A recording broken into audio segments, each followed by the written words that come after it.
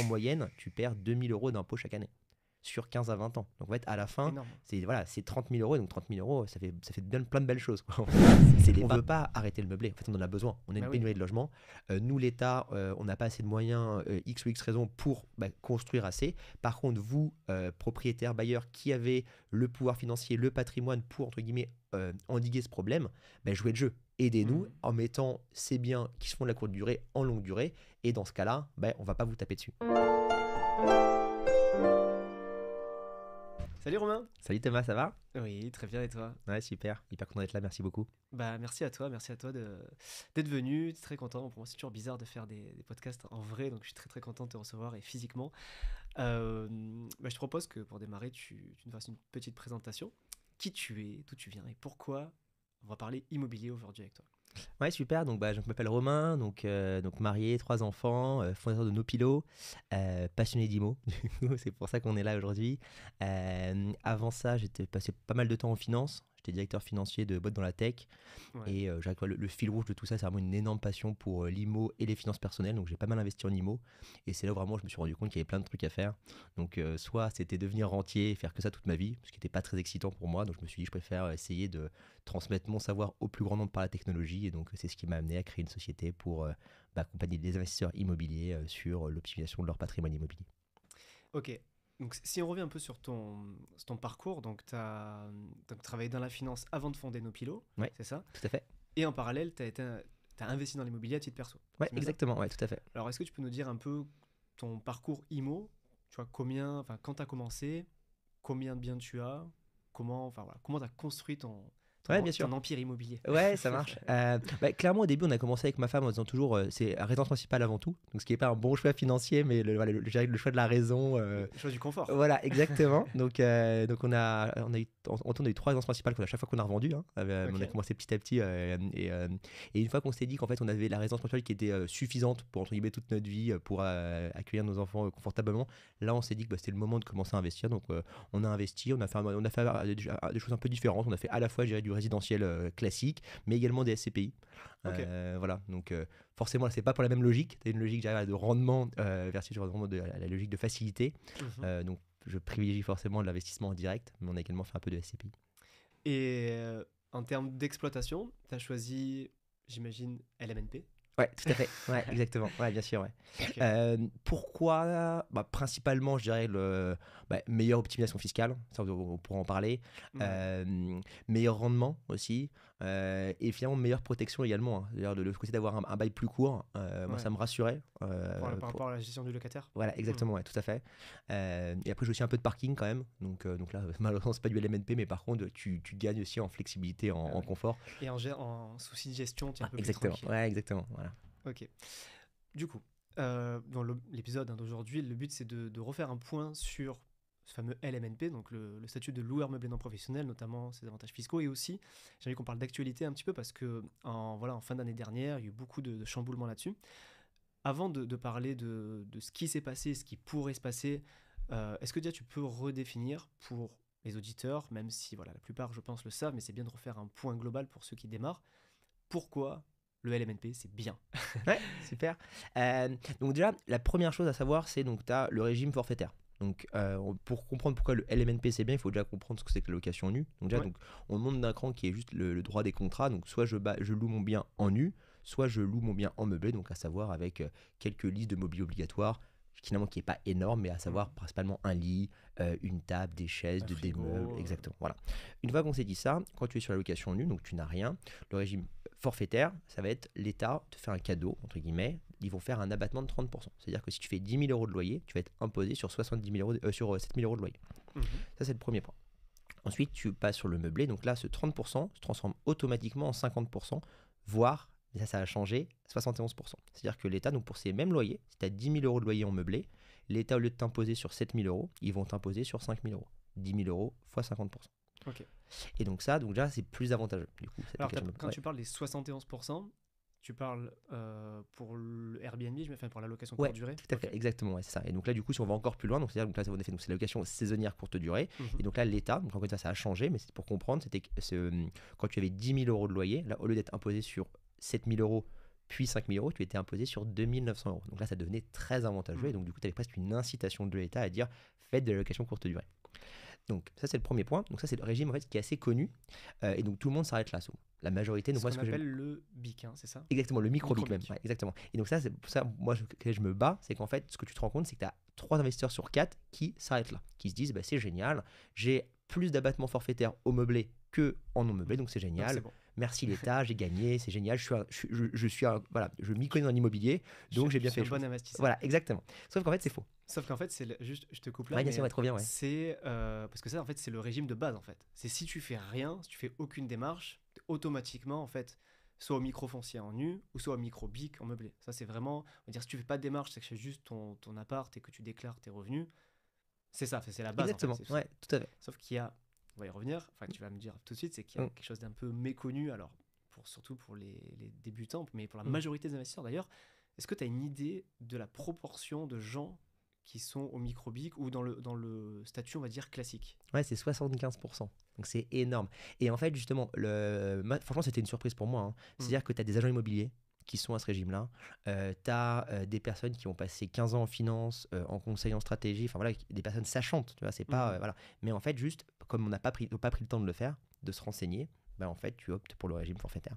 Et donc ça, c'est quand même vraiment dommage, je trouve. Parce qu'en fait, et juste pour comprendre l'impact, hein, c'est qu'en moyenne, tu perds 2 000 euros d'impôt chaque année sur 15 à 20 ans. Donc en fait, à la fin, Énorme. c'est 30 000 euros. Et donc 30 000 euros, ça fait bien plein de belles choses, quoi, en fait. C'est l'épargne d'une vie pour plein de gens. Donc c'est vrai que du coup, tu te dis, bah ouais, c'est pour ça que voilà, dès qu'on peut m'inviter et que je parle de ça, je trouve que voilà, c'est un peu ma mission. C'est, voilà, je prends mon bâton de pèlerin, entre guillemets, pour essayer de, comme toi tu fais voilà, sur tous les placements financiers, tu vois, bah, c'est vraiment cette logique-là, quoi. Ok, donc du coup, pour expliquer c'est comment faire partie de ces 25%. Ouais. Donc on a parlé du micro-BIC pour le meublé, hein, donc l'abattement classique, forfaitaire. Et du coup, c'est quoi l'autre option pour optimiser? Ouais, donc l'autre option s'appelle le régime réel. Et donc en fait, là, qu'est-ce que ça va être? Donc, on sort de cette logique forfaitaire. Donc c'est vrai que l'État va dire, ouais, on prend plus un abattement forfaitaire, mais on prend toutes vos charges et vos revenus au réel. Donc là, concrètement, on va prendre, donc, j'ai mes 10 000 euros dans le même exemple. Je vais enlever ma taxe foncière, mes charges de copropriété, mes intérêts d'emprunt, mon assurance emprunteur, mon assurance PNO. Et donc je ne te fais pas toute la liste à la Préva, mais voilà, tout. Donc là, ça fait déjà, en fonction des biens, déjà presque plus de dépenses déductibles que le 50%. Et là où ça fait toute la différence, c'est que tu vas pouvoir amortir ton logement. Donc là, c'est une logique comptable qui, en soi, quand tu réfléchis économiquement, ça n'a pas de sens parce que ce que ça veut dire comptablement, c'est mon bien se déprécie dans le temps et donc je passe une charge pour refléter cette dépréciation. Et donc, c'est comme si ton bien s'effritait tous les ans, donc, ce qui n'est pas trop le cas dans l'immobilier. Mais bon, c'est comme ça, c'est les règles comptables. Et donc là, concrètement, donc, j'ai mes 10 000 euros de loyer. Par exemple, je vais enlever 4 000 euros de charges avec tout ce que je t'ai listé. Et en plus de ça, je vais pouvoir, par exemple, passer 5 6 000 euros d'amortissement tous les ans. Et donc là, quand je vais faire moins 10 000 euros, moins mes 4 000 euros de charges, moins mes 6 000 euros d'amortissement, j'arrive à un résultat de 0. Et donc ce résultat, lui, va être imposé. Et donc du coup, quand tu fais 0 euros multiplié par n'importe quel taux d'imposition, ça fait toujours 0. Voilà.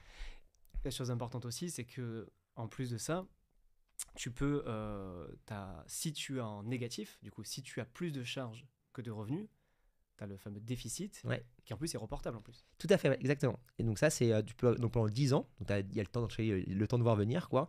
Et donc c'est pour ça que nous, les clients qu'on accompagne sur ce régime-là, ce qu'on observe, c'est qu'en moyenne, ils ne payent pas d'impôt pendant 15 à 17 ans. Donc ce qui est quand même une durée extrêmement longue, quoi. Ouais, c'est clair. Et si on revient juste sur le concept de l'amortissement, moi, c'est vrai que c'est toujours un truc que je trouve ça... Enfin, j'ai l'impression que c'est un peu un cadeau, mais est-ce qu'on peut appeler ça une charge fictive finalement ou une charge comptable, tu vois? Est-ce qu'il y a un terme à ça? Mais parce que, comme tu l'as dit, c'est pas de l'argent que tu dépenses, mais que tu peux quand même déduire tes revenus. Est-ce que... c'est quoi le concept avec l'amortissement? J'ai un peu du mal à comprendre pourquoi, du coup, c'est applicable au régime meublé, et par exemple, pourquoi ça ne l'est pas au régime nu, tu vois? Est-ce que tu sais pourquoi l'État a fait ce cadeau-là? Ouais, bien sûr. Bon, déjà, appelons un chat un chat, c'est pas logique. Qu'il y ait une différence entre les deux, ça c'est un premier point, donc ça on pourra en parler. Et donc vraiment, pour reprendre ta première question, qu'est-ce que c'est? Vraiment, c'est comptable. C'est-à-dire qu'en fait, ce qui est intéressant, c'est quand tu te projettes sur l'imposition des sociétés, donc ça on pourra en parler, c'est quelque chose qui existe depuis, entre guillemets, des siècles, quoi. C'est-à-dire que tu es une entreprise, tu achètes un ordinateur, par exemple, tu vas l'amortir sur 3 ans, avec cette logique de dire, au bout de 3 ans, mon ordinateur ne vaut rien, ce qui est relativement vrai, et donc du coup, tu vas le mettre à la poubelle, et donc l'État va dire, en fait, c'est normal, vous l'avez acheté 1 000 euros, chaque année, il s'est déprécié de 333 euros, un tiers, hein, et donc du coup, au bout de 3 ans, il vaut 0. Donc même si je le mets à la poubelle, c'est pas une perte. Là, c'est vraiment cette logique-là. Donc là où on pourrait dire c'est un peu étonnant, c'est de utiliser ces règles comptables pour l'immobilier, parce que en effet, ce qu'on sait, même si là, sur l'année en cours, ça a un petit peu changé, mais historiquement, l'immobilier, il y a un actif quand même relativement stable dans le temps, et en tout cas, jamais il ne tend vers zéro. Donc c'est plus ça qui est étonnant. Néanmoins, voilà, c'est une règle qui existe. Et d'ailleurs, si on se projette un peu plus loin, c'est que même en Europe, ça fonctionne pareil. C'est-à-dire que donc c'est pas entre guillemets atypique de pouvoir le faire. Par contre, en effet, de se dire, on peut le faire au régime réel, au meublé, mais on peut pas le faire au régime réel en location nue, ça c'est étonnant. Et donc du coup, un des moyens de pouvoir le faire en location nue, c'est de passer les biens en location nue sous une SCI à l'impôt sur les sociétés. Donc là, du coup, on reprofite de ces amortissements. Et après, peut-être une question que peut-être tu l'as peut-être anticipé, mais juste pour bien comprendre, là où c'est encore plus étonnant, et donc là, justement, l'actualité a un petit peu changé par rapport à ça, c'est que quand tu es dans une société, ces amortissements que tu vas faire, à la fin, quand tu vas vendre ton bien, tu vas être imposé sur ces amortissements qui vont être réalisés. Donc là, pour reprendre notre exemple dans l'ordinateur, je l'ai acheté 1000 euros, amorti sur 3 ans, donc au bout de la 4e année, je le vends, comptablement, il vaut 0. Ça veut dire qu'en fait, dans mon livre comptable, j'avais un actif de 1000, j'ai enlevé chaque année 333, il est arrivé à 0. Si, imaginons, pour X ou Y raison, je le vends 200 euros, ben, l'État va estimer que j'ai fait une plus-value de 200. Parce qu'encore une fois, il vaut 0, il vaut plus 1000. Et donc, du coup, je vais être imposé sur ces 200 euros. En LMNP, au réel, c'est pas le cas. Ça veut dire que si mon logement, il valait 100, je l'ai amorti, donc il n'est jamais amorti jusqu'à 0, parce qu'il y a le terrain, ça pareil, on pourra en parler, mais si à la fin, par exemple, j'ai amorti pour 50 000 euros, il me reste 50 000 euros de valeur. Si mon bien, je le vends 60 000 euros, ben, je n'aurai aucun calcul de plus-value. Parce que l'État va comparer le 60 000 par rapport à mon 100 000 et pas par rapport à mon 50 000. Ce qui, de base, comptablement, est un peu une hérésie. Bah, c'est ça, donc en fait, on prend en compte, pour le calcul de la plus-value, on prend en compte le prix de vente, le prix d'acquisition, et pas le prix comptable. Exactement. Ce qui est un peu comment dire, moi, j'appelle ça un peu une anomalie fiscale. Complètement, ouais, complètement. Parce que, une niche, voilà. Une niche.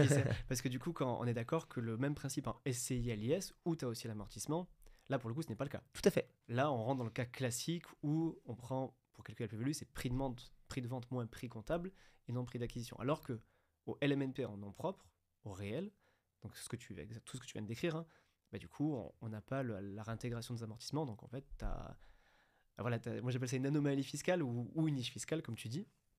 Et c'est ça qui en fait moi j'appelle ça le deuxième effet qui se coule, quoi, parce que finalement, tu as un double effet avec le LMNP. Je répète un peu pour résumer ce que tu as dit. Le premier avantage, c'est tu peux faire déduire beaucoup de charges, donc plus l'amortissement, les charges, bref, tout ce qu'on a dit, ce qui fait que tu peux ne pas payer d'impôts sur tes revenus locatifs. Et le double effet qui se coule, c'est qu'en plus, à la revente, t'es pas rattrapé à la sortie finalement. Exactement. Et moi, dis vraiment, tu vois, pour bien comprendre, c'est vraiment là, il y a cette logique de court terme et de long terme. Dans tous les cas, même si il y a des règles qui vont changer cette non-déduction des amortissements, mais même malgré ça, en fait, il y a le gain à court terme. Et donc là, je pense que la logique financière, c'est qu'en fait, l'épargne que tu vas générer les premières années grâce à cette optimisation, mais c'est quand même toujours intéressant parce que tu peux les placer, voilà, c'est mieux que les avoir perdus. Par contre, en effet, si en plus à long terme, tu n'es pas imposé, je dirais que c'est la cerise sur le gâteau, quoi. Donc là, il faut en profiter. Peut-être qu'un jour, ça sautera. C'est-à-dire, c'est des grandes discussions. Là, c'est en train, donc on va en discuter tout à l'heure, j'imagine, mais c'est en train sur la page, la question courte durée, c'est tombé. C'est-à-dire que maintenant, elles vont être réintégrées. C'est pas le cas sur la longue durée. Néanmoins, peut-être qu'un jour, à horizon, je sais pas, 10-15 ans, c'est possible que voilà, il soit réintégré, parce qu'encore une fois, c'est une niche fiscale, donc une hérésie, on l'appelle comme on veut. Néanmoins, voilà, même si ça arrive, voilà, ça reste très avantageux parce qu'en fait, l'économie qu'on fait à court terme, elle est juste. Elle reste super importante. Exactement. Ok, alors, est-ce que tu peux nous expliquer du coup c'est quoi le contexte d'actualité? Alors ça date un petit peu, alors on enregistre ça, on est fin mars, mais on va dire le séisme qui a secoué un peu tous les investisseurs en LMNP, il date de octobre 2023, ou fin septembre octobre. Est-ce que tu peux nous rappeler qu'est-ce qui s'est dit, qu'est-ce qui s'est passé, qu'est-ce qui a failli se passer? Qu'est-ce qui s'est réellement passé? Ouais, bien sûr. Je pense que la peur initiale, c'était en fait tout va tomber. L'État en a marre de cette niche fiscale, les méchants propriétaires bailleurs, voilà, ils sont, voilà, c'est des nantis, tout ce qu'on peut imaginer, ce qu'on peut entendre. Donc, voilà, donc on va tout faire tomber et donc potentiellement, et on entendait, on va avoir quasiment que le micro-BIC, voire que à 30% du location nue. J'avais entendu ça, que même l'abattement, il allait être réduit, quoi. Exactement. Donc ça, c'était des articles de journalistes. À quel point on allait jusque-là, je pense que ça a été quand même vraiment surestimé. Néanmoins, il y a eu des discussions. Assez rapidement, ce qui a convergé, c'est de se dire en fait, il y a donc déjà location nue, on n'y touche pas. C'est comme ça, ça fonctionne, il n'y a pas trop besoin de creuser. Par contre, en effet, est-ce qu'il n'y a pas un sujet de dire est-ce qu'on ne devrait pas converger entre location nue et location meublée? Ça, finalement, ça n'a pas été fait, mais en tout cas, c'est pareil. Sur les prochaines années, c'est possible qu'à un moment, il y ait quelque chose qui tende vers l'un ou vers l'autre. De dire, par exemple, le 30% du nu, le 50% du meublé, peut-être que les deux vont converger vers 40. Ça, c'est des échanges qu'il y a eu. Ça serait pas complètement déconnant que ça. Ouais, moi, je suis pas forcément d'accord parce que quand tu fais du meublé, tu as plus de charges quand même. Tu as plus de turnover, tu te dois d'entretenir le meublé. Donc, toi, ça te coûte plus cher quand même. Ouais, bien sûr. Donc, moi, je suis pas forcément d'accord à ce que l'abattement il soit pareil entre nu et meublé parce que c'est. Enfin, moi, dans ce cas-là, je fais plus de meublé, quoi, clairement. Où tu vas au réel. Oui, voilà. Ouais.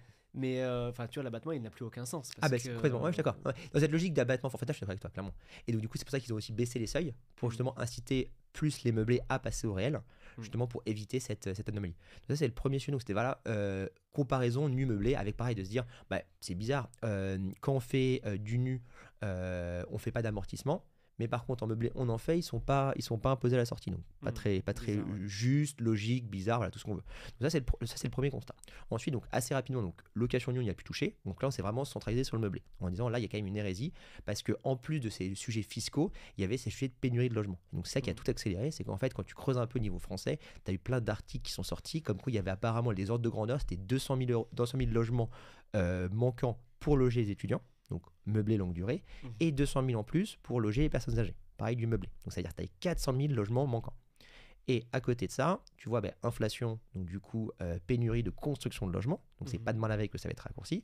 Et on va encore un peu plus loin, l'État qui, depuis des dizaines d'années, en fait, arrive pas à faire construire assez de logements sociaux pour absorber justement ce manque de logements.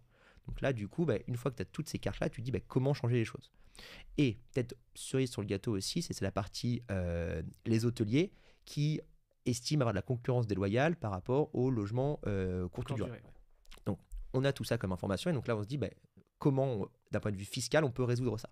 Donc assez rapidement, arriver de dire le grand méchant, c'est Airbnb. Donc on parle même pas des autres, malheureusement, désolé à Britel.com, voilà, c'est Airbnb qui est dans le viseur. Et suite à ça, c'est comment en fait essayer fiscalement d'inciter justement les propriétaires bailleurs privés qui en fait sont le bras armé de l'État finalement, parce qu'ils ont il y a 4 millions de propriétaires bailleurs en France qui ont environ 8 millions de logements, donc c'est énorme. C'est eux finalement qui vont apporter la solution. Et donc comment en fait on va essayer de devenir moins intéressant fiscalement la location courte durée pour essayer de la rerouter vers la location meublée longue durée. Et donc là, ce qui a été décidé, pareil, donc il y a eu plein de changements, ça on pourra en discuter, mais c'est de dire, première chose, déjà, on va baisser les seuils. C'est-à-dire que les 71% d'abattement, hérésie fiscale, du coup, trop. Voilà, exactement. Donc là, où ça a été un peu dur, c'est que là, du coup, sur certains, en fonction en gros, de la qualité du logement, à quel point la zone est touristiquement tendue, l'État a dit, en fait, on va même pas le baisser à 50%, on va le baisser à 30%. Donc pour reprendre notre chose tout à l'heure, en fait, là, tu te dis, c'est même plus juste, quoi. C'est vraiment de dire, en fait, c'est arrêter ça, en fait. Ouais, c'est ça. C'est le message, il est clair, quoi. C'est soit exactement. Vous passez au réel, soit vous faites du nu, quoi. Voilà. Et en fait, ce qui est intéressant quand tu creuses, donc là, c'est plus du fiscal, c'est plus du local, mais c'est qu'en fait, il y a eu vraiment deux actions menées de front, quoi. Il y a eu celle-ci fiscale, et à côté de ça, tu entends partout qu'il y a plein de maires qui font des interdictions de location courte durée. Moi, par exemple, j'ai de la famille, je vis ma vie à Saint-Malo. C'est intéressant, c'est qu'aujourd'hui, tu achètes un bien, pour le mettre en location courte durée, tu ne peux pas. C'est-à-dire qu'en fait, il faut demander un accord de la mairie, et la mairie donne entre guillemets, le passeport, mais au compte-gouttes, et elle attend qu'il y ait un logement qui sorte un petit peu de cette logique de courte durée pour en redonner un. Donc en fait, c'est mission impossible. Et en plus, quand tu es propriétaire, tu peux n'avoir qu'un seul logement en meublé. Donc ça fait beaucoup de choses, si tu veux. Et ça, je pense que ça va vraiment accélérer. Je pense qu'il y a plein de villes qui vont faire ça. Donc, pour dire en gros à tes auditeurs qui font de la location courte durée, attention, donc pour ceux qui avaient du stock, donc ça va changer. Et pour les nouveaux, bien attention aussi, en fait, de ne pas se projeter sur des rentabilités de courte durée parce que c'est quand même pas impossible que ça change drastiquement. Alors quand tu dis ça change, ça va changer au niveau loi, c'est-à-dire en termes de réduction, enfin on va dire comme à Saint-Malo, on va avoir moins le droit d'en avoir, ou tu parles attention, où ça risque de changer encore de nouveau fiscalement. Il y a les deux sujets. Je pense que premièrement, donc localement, ça va être de plus en plus dur de mettre en location un bien en location meublée. Première chose, courte durée, attention. Et second, donc c'est le point de vue local. Donc ça, moi j'ai pas assez la connaissance, tu vois, localité par localité, mais donc toujours se dire si par exemple je sais pas, je vais acheter un bien dans la Creuse, bien se renseigner localement avec l'agent immobilier, avec son notaire, avec la mairie pour essayer de voir un peu Tension la locative ouais, qu'il y a exactement. Et aussi la philosophie de la mairie. Après, en plus, Mm. ce qui est sûr, c'est que si ça change voilà. Oui, de maire, ouais, ça peut Exactement. aussi changer de politique. Donc ça, quand même bien avoir en tête sur ce risque-là. Et ensuite, si on parle le sujet fiscal qui était un peu notre sujet de discussion, là, en effet, donc ça a déjà bien changé. Donc les choses à avoir en tête, c'est premièrement, les abattements forfaitaires ont fortement diminué. Premier point. Deuxièmement, du coup, ce qui en traduit ça, c'est que l'État pousse à faire du réel Ouais. versus du meublé. Et ensuite, l'autre point, c'est le fameux, du coup, la réintégration des amortissements. Aujourd'hui, si on fait de la location courte durée au réel, donc avec ces amortissements, au moment de la revente, seront imposés. Et Donc ça vient de passer, ça. exactement. Ça, c'est passé. Et ça, du coup, c'est un coup de boutoir énorme Énorme, ouais. pour la location courte durée. Alors, là, du coup, j'ai plein de questions qui me viennent. Bien C'est sûr. que, est-ce que c'est pour les gens qui font ça à temps plein, si par exemple quelqu'un fait ça, je sais pas moi, il fait année scolaire étudiante et l'été courte durée par exemple, est-ce qu'ils sont considérés comme loueurs meublés courte durée et donc avec le problème, voilà, le désavantage fiscal Mm. ou pas? Ou est-ce que c'est vraiment pour ceux qui font ça à Ouais. 100% sur leur bien, tu vois? Alors ça, c'est trop récent pour te le dire. Ça, je pense qu'il va y avoir de la jurisprudence. C'est évident, tu vois. Le terme, c'est louer à des fins touristiques. Donc, Mais il n'y a pas de délai minimum, Ouais. maximum, pas de nombre de nuitées pour rentrer. Ouais, C'est exactement. pas encore ouais, clarifié c'est gris. là-dessus. Ouais, pour l'instant, c'est gris. Donc, voilà. Donc, la première chose, je ne sais pas. Après, je pense que quand dans cette logique-là, tu vois, du 10 mois, 2 mois, le fameux bail mobilité, je pense probablement qu'il rentrera dans la définition du bail longue durée. Donc, tes amortissements ne seront pas réintégrés parce que la grosse partie de tes amortissements seront réalisés sur une activité de loueur longue durée. Mm. Donc ça, je suis pas trop inquiet. Parce qu'encore une fois, quand tu écoutes toutes les personnes qui font les lois, quand elles discutent, tu sens qu'en fait, la raison de cette loi, c'est vraiment de se dire on veut privilégier la location longue durée et notamment loger les étudiants. Et donc là, typiquement, dans ce montage-là où tu fais 10 plus 2, Ouais, la les étudiants, ils mission sont est pas réalisée. lésés, quoi. Exactement, voilà. Mm. Et peut-être qu'on pourrait imaginer, tu vois, encore une fois, là, je fabule, hein, c'est juste de se dire peut-être que l'amortissement des 2 mois, celui-ci sera réintégré, par exemple. Au prorata, quoi. Voilà, exactement. Ouais. Et donc, c'est pas si grave que ça, quoi. Alors après, c'est pour vous, les comptables, ça va être chaud, quoi. Exactement, ouais, ça va faire du travail en plus. C'est ça. Et du coup, autre question sur le même sujet, là, donc cette nouvelle loi qui est passée. Quid des gens qui. Est-ce que c'est applicable aux nouveaux apparts qui viennent d'être mis en LCD? Par exemple, là, la loi est passée, j'imagine, Ouais. au début 2024. Est-ce que c'est la personne qui achète en mars 2024, donc du coup, elle est dans le nouvelle loi. Et qu'est-ce qui se passe des anciens? Si moi j'ai acheté mon appart en 2015, pendant 10 ans, j'ai fait de l'amortissement, machin. Là, si je vends demain, qu'est-ce qui se passe? Ouais, pas de chance. Donc là, Pas de typiquement, chance, ah ouais, donc normalement déjà, donc 2023 aurait dû être déjà la nouvelle loi, la nouvelle loi, la nouvelle règle. Donc c'est-à-dire que si tu aurais vendu ton bien en 2023 sur une activité de loueur touristique, tu aurais été imposé sur les plus-values réalisées liées à l'amortissement. Lobby, pas lobby, en tout cas, l'État a accepté de le décaler d'une année. Et donc, en effet, si en 2024, ça fait 10 ans que tu fais la location de courte durée touristique sur du Airbnb, que tu vends ton logement, les 10 ans d'amortissement, tu seras imposé dessus. C'est super injuste. Je me dis, quand tu fais ce choix-là, Ouais. peut-être que tu as pris en compte ça et c'est un peu changer les règles en cours du Ouais, jeu. je comprends. Ouais, Alors, je comprends tout à fait Mm. qu'un nouveau qui rentre sur le marché, bien sûr, voilà, c'est les nouvelles règles, donc il le fait en connaissance de cause, mais ceux qui ont fait ça pendant 10 ans parce que c'était comme ça et que d'un coup on leur dit finalement vous nous devez tant, c'est quand même. Ouais, je comprends. En fait, je trouve que l'injustice, c'est le fait que ce soit rétroactif finalement. Bien sûr. Oui, ce qui est l'opposé en général des règles fiscales. C'est ça, Ouais. normalement, c'est à partir du moment où c'est promulgué, on applique la loi. Mm. Et je trouve ça super. Ouais, super je comprends. injuste, alors. Mais et du coup, en fait, la chose intéressante, c'est justement, je pense que moi, ma conviction personnelle, encore une fois, c'est juste Romain qui dit ça, donc il faut le prendre avec des grosses pincettes. C'est que c'est pour ça que c'est pas demain la veille qu'ils vont supprimer en fait la non-intégration des plus-values sur la longue durée. Parce qu'en fait, là, tu as vraiment un chemin tout trouvé pour se dire, en fait, pour éviter justement de me faire imposer sur mes plus-values liées à mon amortissement, en fait, mon bien que je mets en location courte durée depuis 10 ans, je le passe en longue durée. Ce qui en fait est le sens de la loi. Quand tu vois le sens de la loi, c'est de se dire en fait, on veut pas arrêter le meublé. En fait, on en a besoin. On a une pénurie de logements. Nous, l'État, on n'a pas assez de moyens, X ou X raisons, pour construire assez. Par contre, vous, propriétaires, bailleurs, qui avez le pouvoir financier, le patrimoine pour, entre guillemets, endiguer ce problème, jouez le jeu. Aidez-nous en mettant ces biens qui se font de la courte durée en longue durée. Et dans ce cas-là, on va pas vous taper dessus. Okay. Donc c'est vraiment, je pense que le sens c'est celui-là, c'est vraiment, voilà, c'est même si ça fait 10 ans que vous en avez profité, entre guillemets, voilà, la fête est finie, mais elle est pas complètement finie. Il y a quand même un truc qui est Le super longue durée bien. Voilà, meublé exactement. qui marche. Mais du coup, moi, ce qui me ferait peur, alors je sais pas si ça va se vérifier sur le Airbnb, mais moi, quand j'avais appris ça en octobre, et je me suis dit, si ça se fait, et que du coup, en plus que c'est rétroactif, bah, je me dis, est-ce il y aura pas une vente massive Ouais. finalement?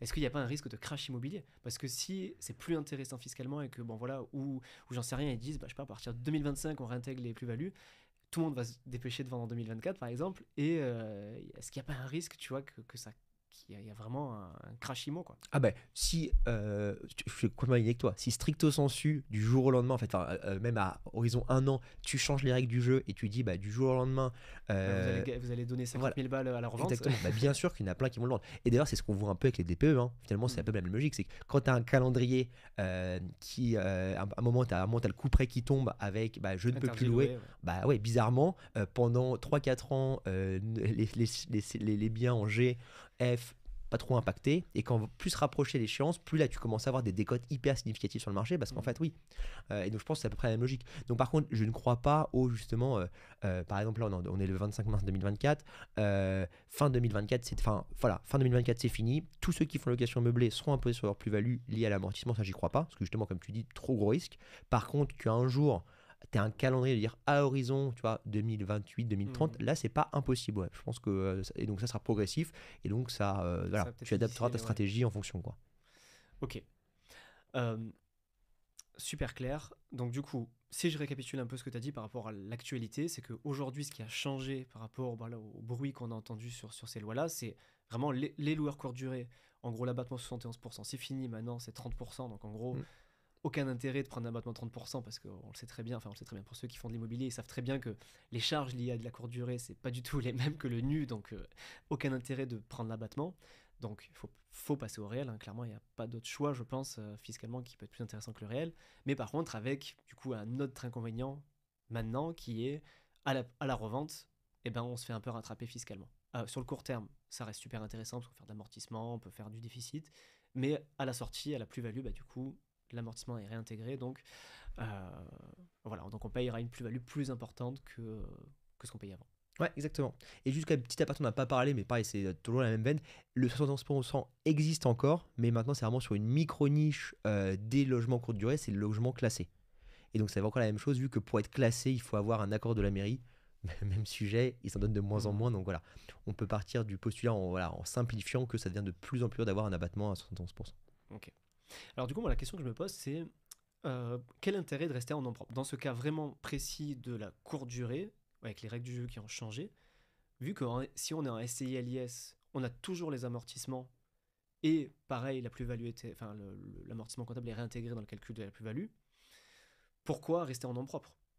Tu vois, est-ce que toi, tu as vu un phénomène de bah, que finalement les gens ils préfèrent passer un SCI LIS maintenant pour faire de la courte durée ou pas forcément, tu vois, qu'est-ce que tu en penses, toi? Qu'est-ce qui te Ouais, c'est une paraît. super question. Bah, je pense qu'il y a toujours le stock et le flux. Je pense que quand je parle du stock, c'est que tu es déjà propriétaire.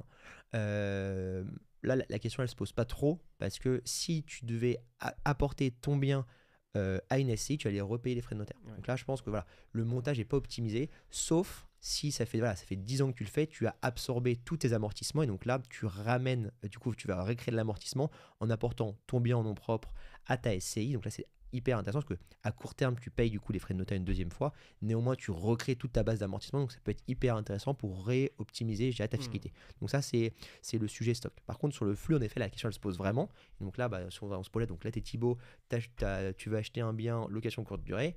Avant de l'acheter, là, en effet, c'est intéressant de se poser la question, est-ce que je le fais Hmm. en nom propre ou est-ce que je le fais en SCI? Là, en purement logique comptable, ça va être strictement pareil. Hmm. Donc là, on va vraiment parler des avantages, inconvénients du coup de la SCI Ouais. versus le nom propre. L'inconvénient principal, c'est que tu as quand même plus de frais comptables, En SCI, ouais. principalement comptables en SCI qu'en nom propre. C'est le Mhm. premier point. Par contre, tu as un gros avantage, notamment sur l'endettement. C'est que là, tu pars sur une entreprise, donc tu sors un peu des contraintes du fameux taux d'endettement Honnêtement, ouais. maximum de 33%. Donc ça peut être un bon point. L'autre sujet, c'est que c'est aussi beaucoup plus simple de faire des plus gros projets quand tu es entre guillemets en co-investissement. Parce que si Hmm. tu es seul, non propre, la banque, elle a plus de mal à lire le fait de dire j'ai un ami, mon père, ma mère qui se porte garant, et ainsi de suite. C'est quand même complexe, alors qu'une SCI, c'est beaucoup plus lisible. C'est voilà, on achète à temps, voici nos patrimoines, nos revenus cumulés. C'est beaucoup plus simple, beaucoup plus lisible. Donc je dirais que c'est vraiment cette logique-là. C'est vraiment, tout dépend de la logique. Je dirais que pour un petit propriétaire qui veut acheter un ou deux biens, je pense que je resterai en nom propre pour faire simple. Par contre, si c'est vraiment cette logique de construire entre guillemets un empire immobilier, là ça peut être très intéressant de réfléchir au montage SCI. Ça, et moi je dis souvent aussi, ça dépend de quel est ton métier, tes projets, parce que c'est vrai que quand tu es juste salarié et que tu n'as pas de boîte à côté, avoir juste une SCI pour un bien, tu vois, ça fait aussi beaucoup de charges, beaucoup de frais pour pas grand chose. Alors que si tu as déjà une boîte à côté, que tu as une holding et tout, là aussi, il y a cet intérêt-là pour transférer les flux. Tu peux utiliser peut-être la trésor de ta boîte pour faire un apport pour ta SCI. Enfin bref, il y a des montages aussi qui peuvent être intéressants. Ouais. Et si on n'a pas parlé quand même, il y a quand même aussi un point à parler là, on monte encore d'un niveau dans la complexité, mais c'est quand même à garder en tête, c'est que montage SCI, ce qui peut être très intéressant, c'est le logique de donation. Parce que pour faire très simple, c'est qu'en fait, aujourd'hui, tu achètes un bien 200 000 euros en nom propre avec 200 000 euros de crédit. Si tu fais une donation à tes enfants, tu vas être entre guillemets, c'est comme si tu faisais une donation de 200 000, parce qu'ils ne prennent pas la dette. Par contre, si tu fais la même chose en SCLIS, le montant donné, c'est en valeur nette. Donc en fait, c'est comme si tu donnais zéro, quoi. Parce que du coup, l'État va estimer que tu donnes 200 000 d'actifs moins 200 000 de dette. Donc c'est comme si tu faisais un don à zéro. Et donc là, forcément, c'est très intéressant, quoi. Ok. Du coup, si on revient un petit peu sur les actualités, ce qui a changé. Donc on a vu que le vrai impact, il est pour le court durée. Sur le meublé longue durée, on a dit pour l'instant, pas touche. Enfin, l'État a dit pas touche. Exactement. Je veux savoir, quelle est toi ta vision là-dessus? Est-ce que tu es plutôt optimiste? Alors, tu en as déjà dit un petit mot, mais comment tu vois? Alors, je sais que tu n'es pas Madame Ayurama, mais disons qu'on sort la boule de cristal. Et comment, toi, vu que tu es dans le métier vraiment tous les jours et que tu parles de ça un peu tous les jours, comment tu vois? Quels échos tu as? Ou est-ce que tu es plutôt optimiste? Est-ce que tu penses que ça sent pas très bon? Comment tu vois dans les 5-10 prochaines années ce statut LMNP, enfin cette niche fiscale? Ouais, c'est intéressant. C'est vrai que 5-10 ans, c'est loin. Je dirais à 5 ans, très peu de probabilité, je dirais que ça change. Pourquoi je vais expliquer le pourquoi je dis que je suis très optimiste. C'est qu'encore une fois, donc, pénurie de logement. Donc ça va pas... voilà, vu que c'est du temps long, l'immobilier, ça n'a pas changé en 5 ans. Quand on parle du nombre de personnes qui manquent de logement, étudiants et personnes âgées, pareil, c'est 200 000 et 200 000. Donc le seul truc, étudiants, ça risque pas de changer. Personnes âgées, ça pourrait changer s'il y a un nouveau Covid ou je ne sais quoi. On n'y pense pas et on n'espère pas, exactement. Donc voilà, donc ça c'est la situation de départ. Et donc ça, couplé en plus quand même à tout ce qui est rénovation énergétique, où l'État a fait un choix fort de mettre le gros poids financier sur les propriétaires. Et comme tu disais, en fait, le risque de crack immobilier, il existe, quoi. Si à un moment, vu qu'en fait, on sait que c'est les propriétaires privés qui, entre guillemets, font tourner la machine, ils ont quand même une grosse pression, parce que tu en as pas reparlé, mais abattement de la taxe d'habitation qui s'est traduit finalement quelques années après en doublement de la taxe foncière. Donc ça, c'est pour les propriétaires.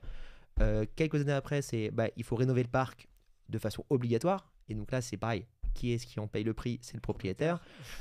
Ensuite, on vous enlève des niches fiscales. Qui est-ce qui en paye le prix? C'est le propriétaire. Donc, à un moment, les propriétaires, ils sont gentils, mais voilà, ils ont. Et encore une fois, vu que l'État en a besoin, c'est quand même une relation qui est relativement équilibrée. Elle est quand même, c'est logique, c'est relativement parce que l'État a quand même plus de poids, mais ils en ont besoin. Donc, c'est pour ça que je ne pense pas vraiment qu'à horizon 5 ans, que ça change. Sur le très long terme, donc là, on pourrait être sur du 10 ans, j'ai du mal à croire, un peu comme toi, que cette réintégration, en gros, la niche dans la niche, le fait que tes abattements, tes amortissements ne soient pas imposés à la revente, ça j'ai du mal à croire que ça dure sur le très long terme, parce qu'encore une fois, c'est un peu une hérésie. Ouais, donc, et donc ça, du coup, projetons-nous, c'est de se dire, en fait, si imaginons cette niche dans la niche tombe, est-ce que ça reste intéressant de faire du coup du LMNP au réel versus juste rester au forfaitaire? Là, quand tu poses les maths, ça reste très intéressant. Pourquoi? Parce qu'en fait, quand pendant 10-15 ans, tu économises en moyenne 2 000 euros, ces 2 000 euros, ça change tout en fait. Est-ce que déjà je peux faire ou non mon projet? Parce qu'il y a plein de gens qui n'ont pas en fait cette capacité d'épargne supplémentaire de 2 000 euros. Ensuite, tu as du niveau du dessus. Donc là, ça va te parler sur tes sujets plus d'investissement. C'est que ces 2 000 euros, tu peux les placer et du coup avoir des intérêts composés. Et donc à la fin, en fait, ça change tout. Payer quelque chose dans 15 ans, 20 ans en fonction, avoir ton argent aujourd'hui, ça a beaucoup plus de valeur, donc ça reste très intéressant. Néanmoins, ça sera peut-être encore plus complexe à comprendre, à expliquer. Donc moi, ma crainte, c'est qu'en fait là, aujourd'hui, donc pour rappel, on a 3/4 des personnes qui n'optimisent pas leur fiscalité à cause de ces régimes microbiques. Ma crainte, c'est que si vraiment ça s'attend, vu que ça va devenir encore plus complexe, encore plus une logique financière que juste économique, j'ai peur que ce chiffre il tombe à 90-95%. Parce qu'en fait, là, c'est un autre sujet, mais moi, ce qui me gêne aujourd'hui, c'est que je trouve que voilà, t'as une pauvre culture financière en France, en Europe aussi, hein, mais le problème il est là en fait, c'est que les gens ont une faible culture financière, donc ils font des mauvais choix, et donc ça pourrait en être un, parce que intérêt composé, je pense que là, encore une fois, ton auditoire non, le commun des Français, malheureusement, je pense que t'en perds 95%, quoi. C'est clair. Ouais, bah écoute, ouais, je suis assez d'accord avec toi là-dessus. Après, moi j'ai quand même cette peur-là, il faut aussi penser, tu vois, que malheureusement, en France, les lois aussi évoluent avec les gouvernements. Et je me dis, tu n'en es pas à l'abri si un jour il y a un autre gouvernement, peut-être qu'il y aura un gouvernement qui va aussi dire, ok, bah, on va taper cette niche fiscale, quoi. Et je me dis, il y a aussi peut-être un aspect politique qu'on ne maîtrise pas du tout, en fait. Ah, complètement. Et qu'aujourd'hui c'est comme ça, mais peut-être qu'aux prochaines élections, ou celles d'après, ou celles dans 10 ans, ça fasse aussi... Pour moi, c'est un peu un des risques, il est aussi là, tu vois. Que bah, celui-là, il est complètement... Enfin, à part voter, je ne peux pas faire grand-chose, tu vois. Ok. Si on revient sur le... Alors après, j'ai envie qu'on creuse quand même sur la compta et ce que vous proposez, mais je voulais juste avoir un peu ton avis sur le plus global, sur l'immobilier, tu vois, enfin le marché immo en 2024, avoir un peu ton point de vue, parce que je pense que ça intéresse mon audience d'avoir le point de vue de quelqu'un qui est dedans, hein, de tous les jours, par rapport à la remontée des taux. Enfin, qu'est-ce que toi tu as pu constater? Est-ce que tu trouves que le marché a corrigé? Est-ce que, enfin, alors, je pense que tu vas peut-être parler un peu des chiffres, hein, de ce qu'on a aujourd'hui, et voir qu'est-ce que tu penses aujourd'hui du marché immobilier. Est-ce que c'est encore temps d'acheter? Est-ce qu'il faut patienter? Que penses-tu du marché immo? Ouais, c'est intéressant. Bon, alors, le marché a corrigé, oui, pas assez. Ça, c'est oui aussi. Et ça dépend, et pas partout aussi. Ouais. Et ça, en fait, c'est intéressant, c'est que quand tu regardes, c'est un phénomène qui est connu aussi sur les marchés financiers, hein. C'est qu'en fait, je pense que tu sais très bien, juste pour ton audience, c'est intéressant. Quand les sociétés cotées publient trimestriellement leurs résultats, il y a des analystes qui sont chargés un petit peu d'analyser la performance des sociétés et qui vont donner un avis avant l'annonce. Par exemple, de dire, j'en sais rien, la société Total, nous pensons qu'elle va sortir un résultat de 1 euro par action. Finalement, si c'est indice, donc c'est-à-dire que les analystes se sont trompés, ils étaient trop pessimistes, prudents, là, l'action, elle explose. Toujours. Parce que du coup, voilà. Et par contre, si tu fais à l'inverse, là, baisse. Elle baisse très peu en fait. C'est assez marrant. En fait, les bonnes nouvelles sont surachetées et les mauvaises nouvelles sont sous-achetées. Et donc ça, pourquoi? C'est parce qu'encore une fois, la majeure partie des investisseurs sont des investisseurs particuliers qui ne sont pas du coup des professionnels et du coup qui ne font pas des choix rationnels. Donc je pense que l'immobilier c'est pareil. Donc ça, si tu en parles autour de toi, je pense que c'est assez connu. C'est qu'en fait, quand tu as acheté un bien à un prix donné, psychologiquement, c'est très très très très très très dur de le vendre à perte. Tu vois. Et donc en fait, c'est ce qui a fait, en fait, jusqu'à présent, le marché a peu corrigé, alors que quand tu regardes juste la logique économique, aujourd'hui, pour entre guillemets un même salaire, t'empruntes beaucoup moins, et donc en théorie, du coup, le marché immobilier au sens devrait du coup valoir beaucoup moins. Parce qu'en fait, parce qu'on peut moins emprunter, on peut moins. Exactement. Donc ça, c'est le premier point de départ, c'est pourquoi finalement il a moins corrigé que ce qu'il aurait dû. Ça, c'est le premier sujet. Ensuite, est-ce que c'est le temps d'acheter ou pas? Là, ce qu'il faut, du coup, il faut se projeter sur un peu l'évolution des taux. Donc là, il y a des bonnes nouvelles. Pour comprendre, pareil, la logique des taux, hein, c'est que les taux d'intérêt immobilier sont très, très, très corrélés aux taux d'intérêt de la BCE, qui eux-mêmes sont très, très corrélés à l'inflation. Parce que pour rappeler, le rôle d'une banque centrale, c'est de juguler l'inflation. Et donc là, quand il y a une inflation élevée, je monte mes taux pour qu'en fait, du coup, l'économie, entre guillemets, elle se rétracte. Et donc, du coup, elle baisse, il y a moins de consommation, donc une baisse des prix. Donc là, ce qu'on observe, c'est quand, pareil, sur un peu le consensus, c'est de se dire, là, l'inflation a atteint un pic, donc on va commencer un petit peu à baisser graduellement les taux pour juste refléter cette baisse d'inflation et donc être un peu plus positif pour l'économie. Et donc là, par contre, ce qu'on voit aussi, c'est qu'il y a toujours un décalage entre la baisse des taux de la Banque centrale et des taux d'intérêt au niveau des banques. Donc ça, c'est plutôt bénéfique. C'est-à-dire que là, on a un peu de la visibilité, ce qu'on n'avait pas pendant quasiment 12-18 mois, de se dire les taux vont enfin baisser. Et donc là, un peu ta question, c'est-à-dire, est-ce que c'est le bon moment d'acheter? Moi, ma conviction personnelle, c'est que oui, c'est le bon moment d'acheter. Pourquoi? Parce qu'en fait, encore une fois, en France, c'est un autre Eldorado, c'est que c'est les taux, en fait, quand ils baissent, on peut les renégocier, quand ils montent, on est protégé. Et donc là, qu'est-ce qui va se passer? C'est que là, il y a pas mal de gens qui ne sont pas encore mentalement dit, ça y est, les taux sont bas, donc je vais racheter. Et donc du coup, il va y avoir plus d'acheteurs, donc le marché va repartir. Là, aujourd'hui, il y a encore plein de vendeurs depuis 12-18 mois qui ont des biens entre guillemets, sur le haut, qui n'arrivent pas à les vendre. Et donc, en fait, moi, acheteur, si aujourd'hui, là, avant que tout le monde arrive, je fais un prix d'achat, bah, je pense que j'ai un pouvoir de négociation extrêmement fort parce qu'entre guillemets, mon propriétaire a la corde au cou. Mhm. Donc en fait, je dirais qu'aujourd'hui, si on est prêt à négocier très très fort, on peut avoir vraiment des prix entre guillemets à la casse, ce que j'aime dire. C'est qu'en fait, un bien qui, tout le monde dirait sur le marché, il vaut par exemple 8 000 du mètre, bah, je pense qu'on peut le trouver à 6 000. Parce qu'en fait, justement, juste le propriétaire, il doit le vendre en fait. Parce qu'il a des échéances à Qu'il a payer. même Voilà. marre, ouais. Exactement. Et donc ça, pour cette raison-là, c'est le bon moment d'acheter. Parce que du coup, on va acheter avec un taux qui est un peu élevé, mais c'est pas grave. Dans 6-12 mois, quand les taux ont vraiment baissé, là, on renégociera le crédit. Et donc, la petite perte qu'on a eue, entre guillemets, en intérêt supplémentaire aujourd'hui, on l'aura tellement économisé sur le prix d'achat que c'est bon. Et surtout qu'il y a un truc qui bouge pas, c'est que le plus important, c'est de bien acheter en immobilier. Ouais, bien sûr.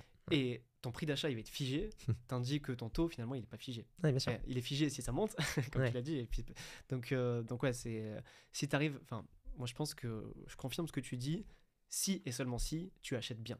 Bien sûr, ah oui. Parce que si tu achètes au prix d'il y a 2 ans, Aucun intérêt. aucun intérêt. Ouais, Par bien contre, sûr. si tu négocies suffisamment pour que voilà aussi ton opération elle soit rentable, hein, donc soit autofinancement, soit cash flow positif, ou après si tu fais de l'immobilier patrimonial, c'est deux chiffres, mais voilà, si tu achètes bien, on va dire, pour faire simple, hein, c'est acheter en dessous du prix au mètre carré, quoi. Ouais, bien C'est- sûr. Ouais.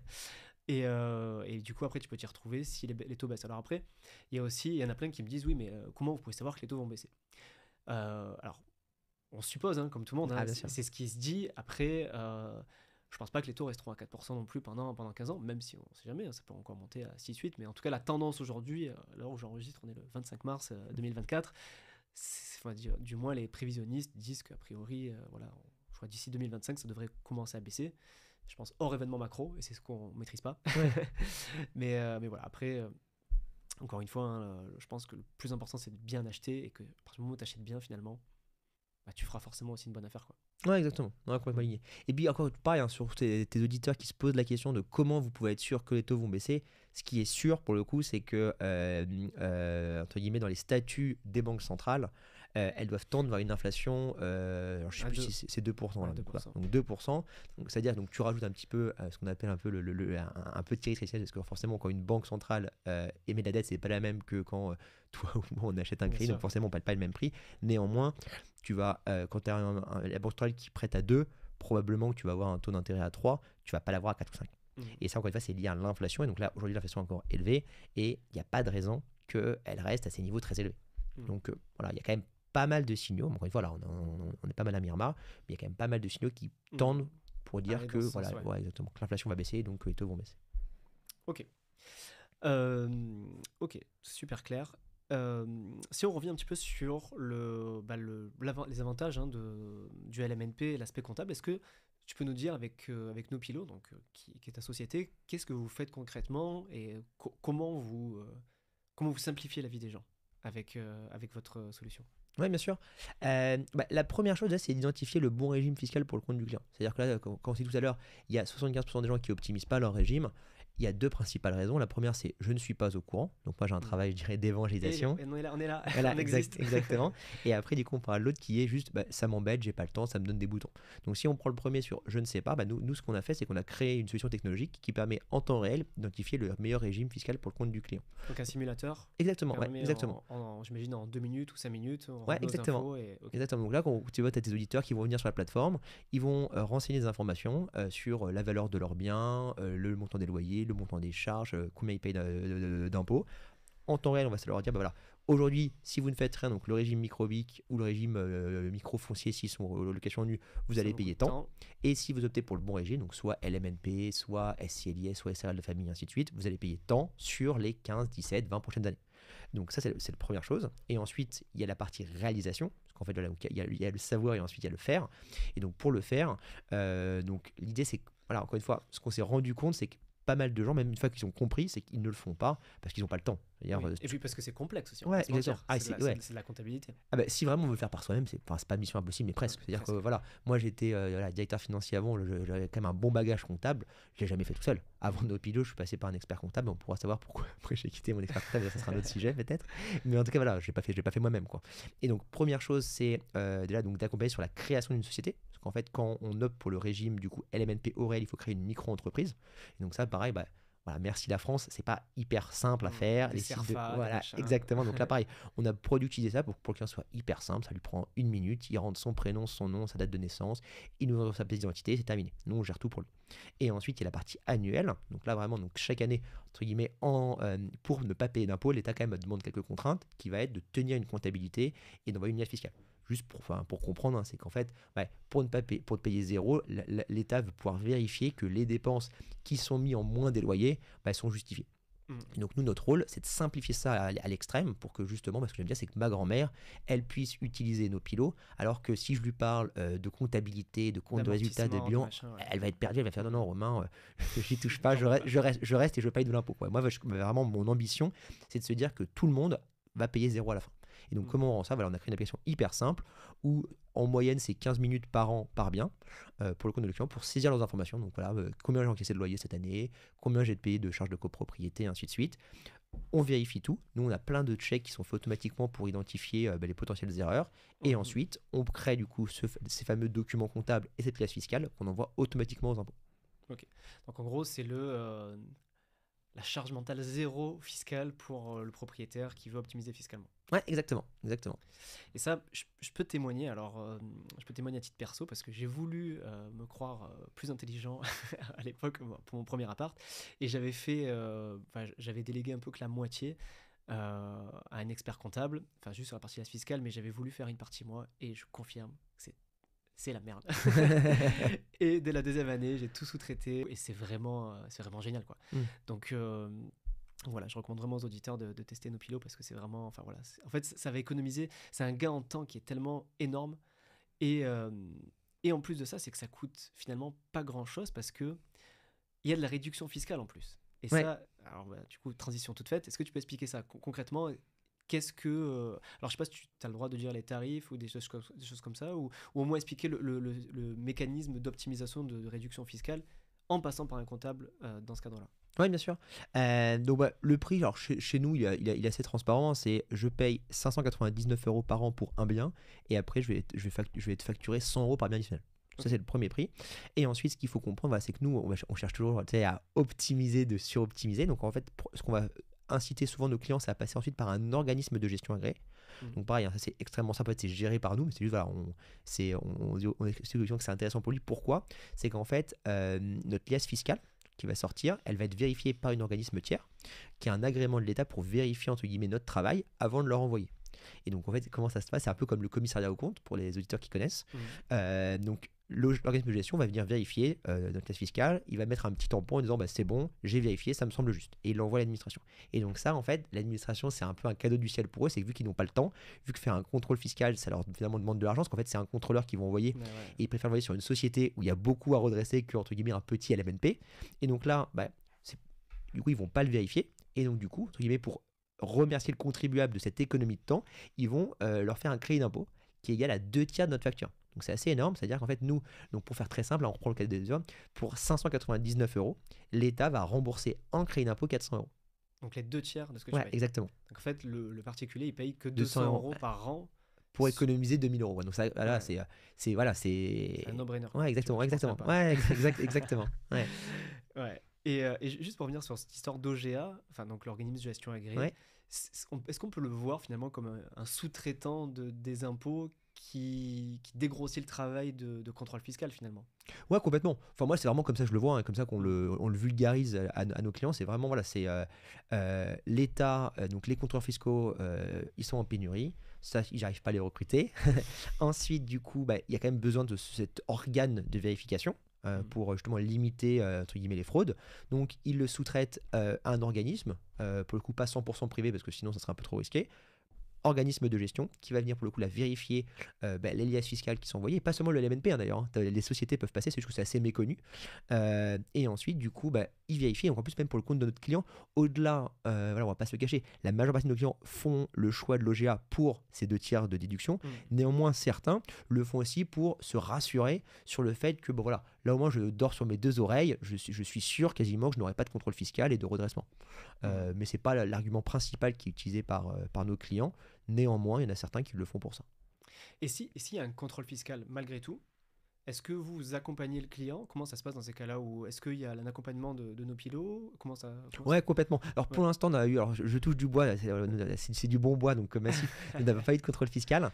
Mais en effet, clairement, c'est que si imaginons ça se passe, bah, donc déjà, la première chose forcément, donc nous on a essayé de tout productiser au maximum, donc c'est-à-dire que normalement, le client sur son interface Nopilo, il aura tout saisi, il aura mis ses justificatifs, donc en fait, il aura plus qu'en un bouton à envoyer entre guillemets un peu son dossier de contrôle fiscal, et donc le contrôleur fiscal aura accès à tous les documents nécessaires pour faire du coup sa vérification et un peu son audit. Donc ça c'est le premier point. Et ensuite en effet s'il y a des questions un peu spécifiques, là bien évidemment qu'on accompagnera le client parce que le but c'est vraiment qu'il y ait justement cette charge mentale zéro. Et Mm. clairement un contrôle fiscal c'est pas une charge mentale zéro, c'est plutôt une charge mentale puissance 1000 quoi. Ouais, je comprends. Et donc du coup, si je résume, l'avantage de passer par un comptable digitalisé, alors j'imagine déjà par rapport à un expert comptable traditionnel, j'imagine que la digitalisation fait aussi, vous fait des économies de coûts à vous, que vous répercutez sur le prix du client, j'imagine. Ouais, complètement. Donc, déjà, quand même, point important, donc nous, on n'est pas expert comptable, on a créé une solution de comptabilité avec des experts comptables. Ça, c'est quelque chose qui est important parce que c'est une profession réglementée. Pour le client, ça change pas grand chose, mais là, je préfère juste le dire pour Mm. être tout à fait transparent. Et ensuite, par contre, le gros avantage, en effet, c'est que déjà, donc, c'est même quand on passe par un expert comptable, c'est très chronophage parce qu'en fait, donc, je parle pas pour tous, hein, en tout cas, moi, j'étais peut-être mal tombé, mais c'est voilà, je devais faire une extraction CSV de mon compte bancaire, je devais lui envoyer mes documents par mail ou sur un drive, il en perdait 1 sur 10. Je lui ai envoyé, il me demandait même de faire des réconciliations bancaires. J'ai un moment, j'ai pas que ça à faire quoi. Donc nous Mm. forcément, on a simplifié ça à l'extrême. Donc je dirais qu'il y a le gain de temps et ensuite il y a le côté spécialiste, c'est qu'en fait nous on fait uniquement de l'optimisation immobilière. Donc en fait on a une expertise que finalement peu d'experts comptables ont parce qu'encore une fois on fait ça toute la journée. Ouais, parce que Et vous êtes que focus sur cette niche fiscale qui est le LMNP, quoi. exactement. Et alors, pas que, même au sens large de l'immobilier. C'est-à-dire qu'en fait, voilà, on fait LMNP, on fait SCLIS, on fait SARL de famille, on accompagne nos clients sur des modèles de baux, des modèles des lieux, des dates des lieux. On leur explique comment en fait négocier avec son locataire pour potentiellement passer d'un bail nu à un bail meublé. Et ensuite, en termes de vision et d'ambition, ça va beaucoup plus loin que ça. Demain, moi, je vais accompagner mon client sur l'optimisation au sens large de son patrimoine. Donc, ça va être optimiser son assurance emprunteur, optimiser son contrat de crédit, aller collecter son loyer pour lui pour encore une fois enlever cette charge mentale. Donc en fait, ça va beaucoup plus loin. Là, c'est que le début, je dirais qu'on est encore jeune, mais l'ambition, elle va beaucoup plus loin que ça. Et donc là, clairement, ça sera très très différent d'une expérience entre guillemets cabinet d'expertise comptable généraliste, qui fait que du coup, en général, il y a une friction au niveau du client. Parce qu'il y a le sujet du prix, on a parlé, donc nous on peut être moins cher parce qu'on a tout automatisé. Et après, il y a le sujet je dirais de la relation avec son expert comptable, où en fait très souvent en fait je fais même aller en parler avec beaucoup d'experts comptables pour comprendre en fait. Et eux ce qu'ils expliquent c'est qu'en fait le client LMNP, même si entre guillemets donc il facture cher, c'est bien moins que ce qu'il facture une entreprise, c'est 20 fois 30 fois moins en moyenne. Et donc en fait Pour eux, ils et n'ont pas envie de prendre de temps pour ça, quoi. ouais, exactement. Et en fait, le problème qu'ils ont, et là, pour le coup, je peux pas vraiment, c'est pas de leur faute, c'est que les échéances fiscales sont les mêmes pour une société que pour un particulier. Donc, en fait, c'est l'enfer. Enfin, moi, je me mets à leur enfin, moi, je suis patron, je me dis, voilà, si j'avais un client qui avait des centaines de millions de chiffre d'affaires chez moi versus un client qui en avait 100 fois moins, Ouais, il me pose la question, bizarrement, s'il est 20h et il me demande une réponse pour 20h30, je vais plutôt appeler le gros client que le petit. Bah Et ouais. donc, c'est ce qui se passe pour le quotidien des propriétaires bailleurs en LMNP. Ok. Et du coup, là, tu as parlé des services complémentaires. Ça, c'est un truc qui est à venir chez Nopilo ou c'est déjà en cours? C'est-à-dire, vous faites vous faites la compta, comme tu as dit. Est-ce que c'est quelque chose qui est déjà disponible? Est-ce que tu as dit, par exemple, l'optimisation des assurances emprunteurs ou l'accompagnement de l'optimisation fiscale globale du patrimoine? C'est déjà, c'est déjà des choses que vous faites aujourd'hui ou c'est sur la roadmap pour les années à venir? Ouais, il y a un peu des deux. Il y a des choses qu'on fait déjà. Donc là, toute la partie administrative, elle est déjà live. C'est-à-dire qu'on Ouais. a, si nos clients nous demandent des modèles de baux validés par un juriste, ça on le fait. Et encore une fois, tout digitalisé pour simplifier, des modèles d'état des lieux. Ensuite, tous nos experts sont formés pour vraiment être en capacité d'accompagner sur des questions très complexes nos clients. Et par contre, ce qui n'est pas encore fait, mais ce qu'on a envie de développer dans les mois et années à venir, en effet, c'est l'accompagnement beaucoup plus large d'optimisation. Et donc, typiquement, assurance emprunteur, c'est pas encore productisé. Donc, on a fait des tests qui fonctionnent, mais on l'a pas encore productisé. La même chose pour le courtage en crédit, la même chose pour la collecte des loyers, la même chose pour une assurance loyer impayé intégrée dans mon compte Nopilo qui envoie automatiquement les relances, les courriers recommandés et qui prend automatiquement, je dirais, le relais en cas vraiment d'impayé versus j'ai plus une assurance loyer impayé mais j'ai envoyé mon recommandé le 20 du mois donc désolé Thomas, c'est trop tard, vous avez payé depuis 3 ans votre assurance loyer impayé mais elle n'est pas valable parce que vous n'avez pas respecté le petit alinéa en page Ouais. 45 quoi. Ok. Est-ce que tu as autre chose à rajouter, Romain, sur le LMNP, ce que tu vois à l'avenir, ce qui se passe aujourd'hui, ou même sur nos pilotes? Est-ce que tu as quelque chose qu'on a oublié d'aborder dans cet épisode, ou tu penses qu'on a fait un tour suffisant? Non, je pense qu'on a fait un tour suffisant. Peut-être si tu me laisses 2-3 minutes, que je dirais, première chose, je dirais que c'est qu'on est en recherche toujours de talent. Donc si dans tes auditeurs fans d'investissement et On d'immobilier, exactement. Donc ça, on recrute à tous les postes. Donc ça, avec grand plaisir pour avoir des passionnés d'IMO et d'investissement. Il y en a dans le podcast, il y en a qui aiment beaucoup l'IMO. Ouais, voilà. Donc ça, c'est cool. Ça, je pense que moi, c'est de voir. On est 30 aujourd'hui et on a j'ai entre un tiers et la moitié qui sont déjà investisseurs ou qui ont envie de l'être. Ouais. Et c'est vrai que c'est quelque chose qui est génial quand tu partages déjà la Ouais. vision de ta société, c'est super. Ce côté avoir envie d'avoir un impact et justement d'évangéliser un peu le plus grand nombre, je trouve que c'est vrai que c'est le plus beau recrutement que j'ai pu faire jusqu'à présent. Et ensuite, non, et pour tes auditeurs, voilà, je pense que c'est toujours le bon moment. Je pense que c'est un peu là, en fait, juste se lancer, c'est le plus dur. Et donc, du coup, c'est souvent le meilleur conseil qu'on peut donner. Moi, je pense que je dirais aux auditeurs qui écoutent cet épisode et qui découvrent un peu les avantages du LMNP, et surtout qui sont déjà proprios, parce que là, je parle vraiment surtout à eux, allez sur nos pilots et faites une simulation. Je pense que moi, c'est ce que je fais quand je suis en mission de conseil et que j'analyse un patrimoine IMO d'un client et qui me dit, je suis en nu, machin, tout ça. Je dis, viens, on va aller sur nos pilots, on va faire ta simulation. Ok, en fait, aujourd'hui, tu payes tant d'impôts, regarde ce que tu peux économiser. Donc, regarde par rapport à ce que tu vas investir dans ton comptable et regarde ce que ça va te faire gagner en temps et en économie d'impôts sur le long terme. Et en général, voilà, ça permet de... Enfin, les chiffres, ils parlent d'eux-mêmes, en fait. Donc, je pense que...